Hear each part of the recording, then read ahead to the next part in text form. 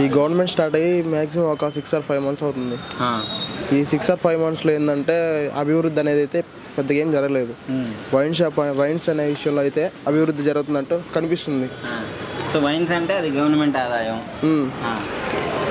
ఇంకా వైన్స్ తగ్గిస్తారని చెప్పి మేము ఇంకా ఇట్లా ఓట్లు వేసి గెలిపించామే కానీ వైన్స్ ఇంకా పెంచి ఇట్లా ఇంకా పాత రేట్ల కంటే అసలు మొత్తం తగ్గించేస్తాం, క్వాలిటీ ఇస్తామని చెప్పారు కదా. ఇచ్చేస్తారు, కాదనట్లేదు. అది ఇస్తే ఇంకా ఎక్కువ అవుతారు కదా.